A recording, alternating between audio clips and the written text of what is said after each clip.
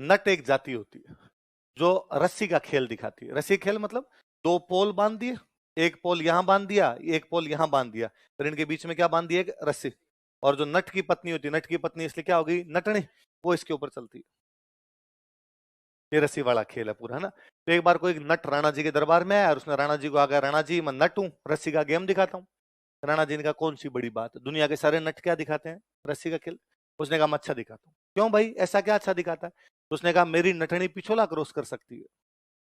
क्या क्रॉस कर सकती है, पिछोला के दोनों साइड में यदि पोल बांध दिए जाए और रस्सी बांध दी जाए तो मेरी नटनी क्या क्रॉस कर जाएगी।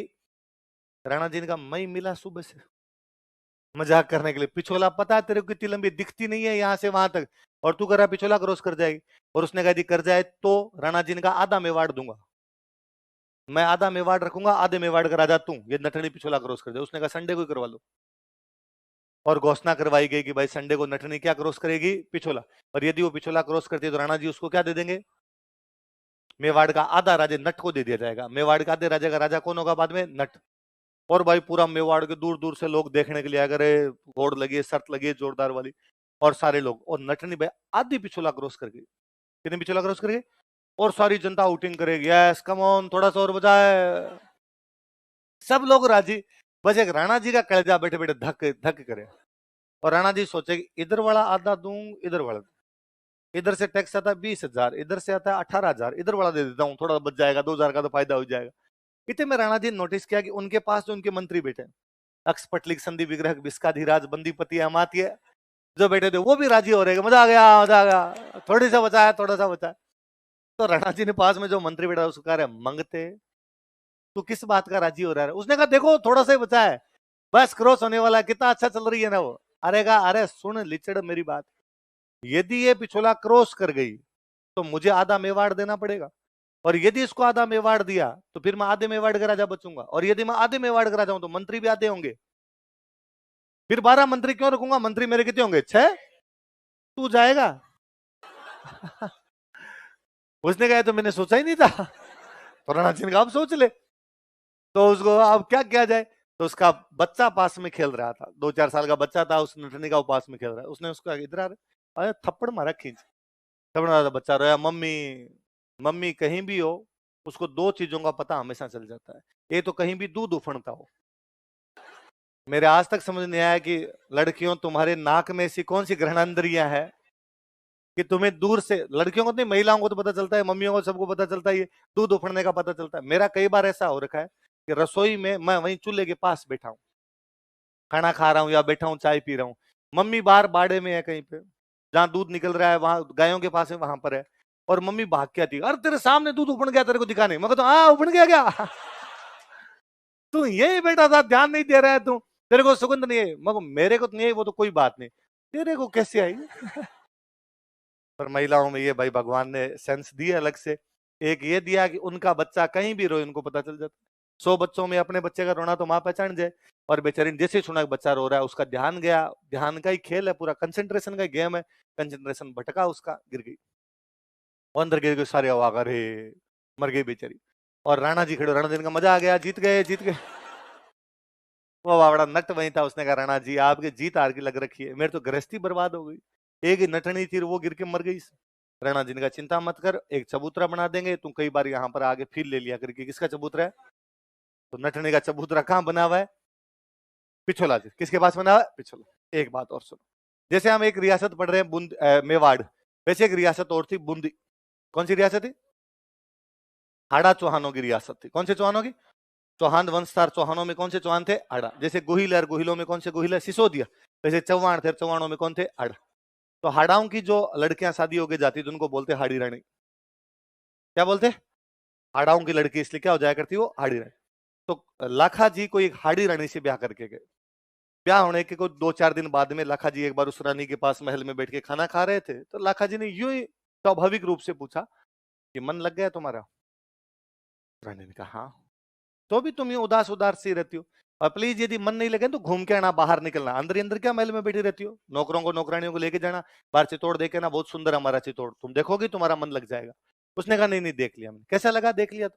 मैंने कहा ठीक है।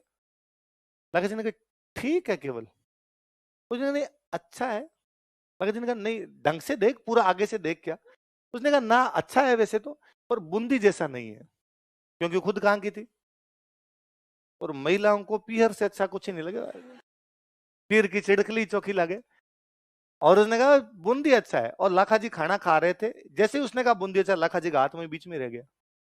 लाखा जी ने कहा ये रिपीट करना लाइन। उसने कहा अरे बूंदी बहुत अच्छा है, और आप इस बार आओ, पिछली बार तो आप शादी में आए तो दूल्हा तो कहाँ घूमने जाए, इस बार आओ मैं दिखाऊंगा, बूंदी बूंदी है। लाखा जी ने कहा चित्तौड़ से अच्छा है। तो उसको लगा कि नाराज हो रहा है बंदा। उसने कहा ना ना, ऐसी कोई बात नहीं, खाना खाओ, आप खाना खाओ। लाखा जी ने खाने की बात नहीं, पहले ये बता चित्तौड़ अच्छा है बूंदी अच्छा। उसने कहा नहीं, चित्तौड़ भी अच्छा है। लाखा जी ने कहा सीरियसली बता, चित्तौड़ अच्छा है या बूंदी अच्छा है। उसने कहा बूंदी। लाखा जी ने हाथ धोए, बाहर आए, सेनापति को बुलाया, ऑर्डर दिया कि बूंदी पर आक्रमण करेंगे। इस दुनिया में चित्तौड़ से अच्छा किला नहीं है, और यदि रानी का कहना है कि चित्तौड़ से अच्छा क्या है, बूंदी, तो गिरा दिया जाए, चित्तौड़ अच्छा रहना चाहिए। मंत्री संतरी भाग के, उन्होंने कहा लाखा जी क्या कर रहे हो यार, 3 दिन पहले वहां पे तोरण मार के आए थे, आज वहां जाके अपने तलवारें मारेंगे, कितने बुरे लगेंगे, लोग कहेंगे कि ठीक जवाई है, तीसरे दिन लड़ने के लिए आ गए आप। लाखा जी ने कहा मैंने सौगन खाई है कि जब तक बूंदी के किले को गिराया नहीं जाएगा, मैं अन्न और जल ग्रहण। उस रानी को बुला के लगे, डाकी को क्या कह दिया तूने। रानी आई, रानी ने आकर अब मैं आपसे मजाक भी नहीं कर सकती क्या।